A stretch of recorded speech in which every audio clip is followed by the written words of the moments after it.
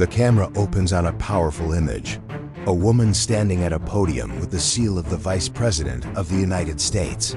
Her hand raised an oath, making history with every word she speaks. But this moment didn't happen by accident. From the courtrooms of California to the halls of the Senate, from being called too ambitious to becoming the first woman of color to serve as Vice President, Kamala Harris has spent decades breaking through barriers that many said couldn't be broken. Her story is one of first Black woman, Attorney General of California, first South Asian American Senator, first female Vice President, but it's also a story of controversy, criticism, and the complicated reality of wielding power in modern America. Whether you admire her or question her record, there's no denying that her journey from the daughter of immigrants to the second highest office in the land represents a seismic shift in American politics. So how did she do it? What shaped the woman who would stand just one heartbeat away from the presidency? And what does her rise and her 2024 presidential campaign tell us about where America has been and where it's going? Over the next 20 minutes, we're going to trace the remarkable path of Kamala Harris, examining the triumphs, the setbacks, the decisions that defined her career, and the moments that made her one of the most polarizing and historically significant political figures of our time. Today, Kamala Harris stands as a figure who needs little introduction to most Americans, yet her story contains depths that many don't fully understand. She's a woman whose very existence in the political sphere challenges centuries of precedent, whose resume reads like a roadmap through the American justice system and government, and whose career has sparked passionate debate on both sides of the political aisle. In this video, we're going to move chronologically through her life, starting with her childhood in the Bay Area, during one of the most transformative periods in American history, then following her through law school and into the trenches of the criminal justice system as a prosecutor. We'll examine her time as District Attorney and Attorney General of California, where she built a reputation that would later become both an asset and a liability. Then we'll track her rise to national prominence in the United States Senate, her own run for president in 2020, and her ultimate selection as Joe Biden's running mate. We'll explore her vice presidency, the unique challenges she faced in that role, and finally we'll look at the whirlwind of 2024, when she became the Democratic nominee for president and faced Donald Trump in an election that captivated the nation. This isn't just a story about one woman's ambition, it's a story about race, gender, power, and what it takes to navigate the brutal landscape of American politics when you don't look like the 44 presidents who came before. So let's begin at the beginning, in Oakland, California, in 1964, when a baby girl was born to two immigrant parents who had come to America chasing their own dreams. Kamala Harris entered the world on October 20th, 1964, in Oakland, California, at a time when America was being torn apart and rebuilt by the civil rights movement. Her parents were both immigrants who had come to the United States to pursue graduate degrees at the University of California, Berkeley, which in the 1960s was the epicenter of student activism and social change. Her mother, Shyamala Gopalan, arrived from India at age 19 with an extraordinary determination to become a cancer researcher, defying the expectations placed on women in her home country. Her father, Donald Harris, came from Jamaica to study economics and would eventually become a respected professor at Stanford University. These weren't just any immigrants. They were intellectuals, activists, and believers in the promise of America, even as that promise remained unfulfilled for so many. Kamala and her younger sister Maya grew up immersed in the progressive politics of Berkeley, attending civil rights demonstrations in a stroller, surrounded by a community of activists, artists, and academics who were challenging the status quo. But when Kamala was 7, her parents divorced, and her mother raised the two girls largely on her own. Shyamala was fierce, brilliant, and uncompromising, often telling her daughters, "You may be the first to do many things, but make sure you're not the last." This became a defining philosophy in Kamala's life. The family lived in a diverse working-class neighborhood where Kamala, attended public schools, and developed the communication skills that would later serve her in courtrooms and on debate stages. After graduating high school, Kamala made a choice that would profoundly shape her identity and worldview. She decided to attend Howard University, one of America's most prestigious historically black colleges and universities, located in Washington, D.C.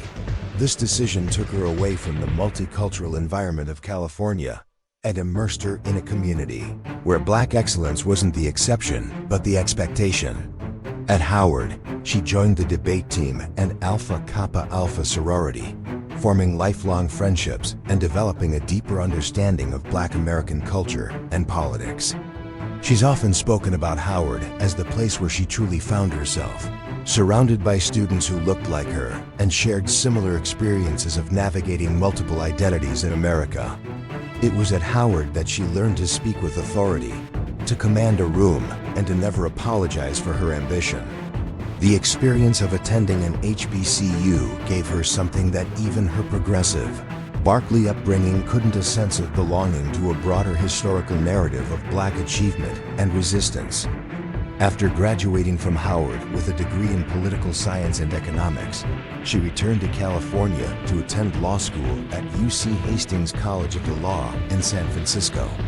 Law school was grueling, but Kamala thrived in the adversarial environment, sharpening her analytical skills and preparing for a career in the courtroom.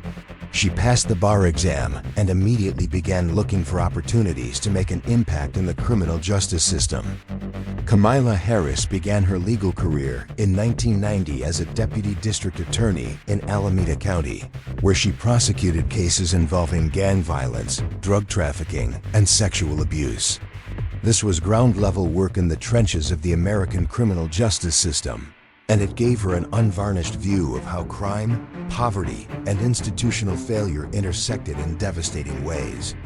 She developed a reputation as a tough, thorough prosecutor who prepared meticulously and rarely lost cases.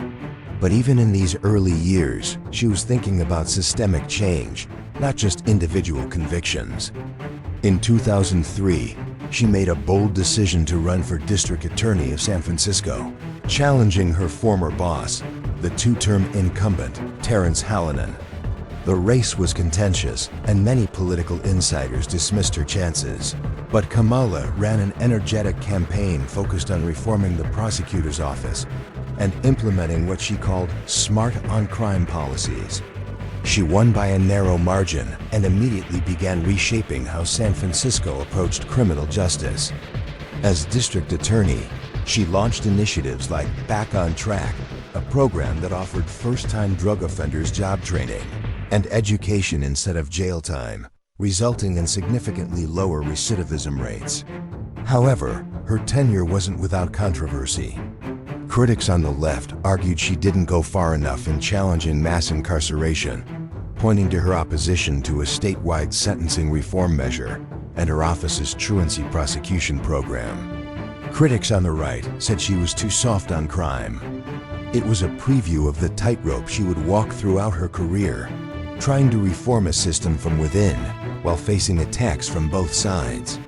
In 2010, Kamala Harris set her sights on an even bigger prize: Attorney General of California, the top law enforcement position in the nation's most populous state.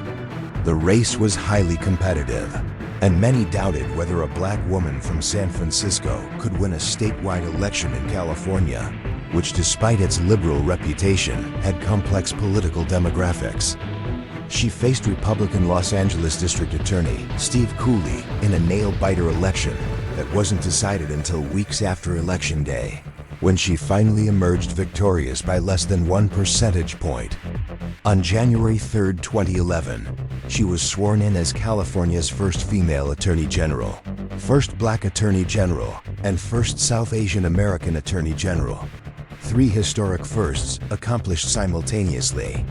As the state's top lawyer, she oversaw a department of over 4,000 employees and took on major cases that drew national attention. One of her most significant accomplishments came during the foreclosure crisis, when she refused to accept California's share of a proposed national mortgage settlement, arguing it was insufficient. Her hardball negotiating resulted in an additional $18 billion for California homeowners who had been victims of predatory lending and illegal foreclosure practices.